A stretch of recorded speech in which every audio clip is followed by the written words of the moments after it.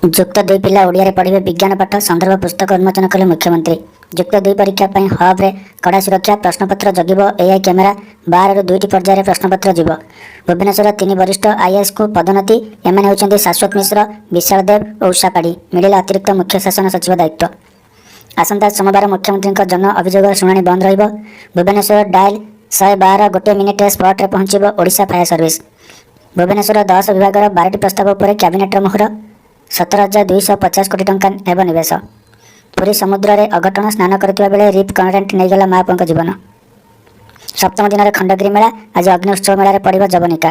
ରେମୁଣା ଉଚ୍ଚ ବିଦ୍ୟାଳୟ ନବମ ଶ୍ରେଣୀ ଛାତ୍ରକୁ ହାଣିଲା 10ମ ଶ୍ରେଣୀ ଛାତ୍ର। ଆହତ ଛାତ୍ର ମେଡିକାଲରେ ଭର୍ତ୍ତି।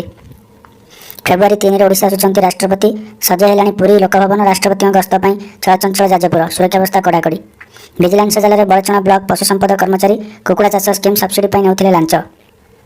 3 ବାଇକ୍ ଉପରେ ମାଡ଼ିଗଲା ଟ୍ରକ୍। ଘଟଣାସ୍ଥଳରେ 5 ଜଣଙ୍କର ମୃତ୍ୟୁ। ଭଞ୍ଜନଗର ଦିନରେ ଫେରି ରାତିରେ ଚୋରି। ପୁଲିସ କବ୍ଜାରେ 21 ଟିକିଆ ପଶ୍ଚିମବଙ୍ଗର ଚୋର ଦଳ। ବିଷମ କଟକ ବାଲିଗୁଡ଼ା ନଳିନୀ ବିଦ୍ୟାଳୟରେ ଝାଡ଼ାବାନ୍ତି ଆତଙ୍କ। ଜଣେ ଛାତ୍ରୀ ମୃତ, 30ରୁ ଊର୍ଦ୍ଧ୍ୱ।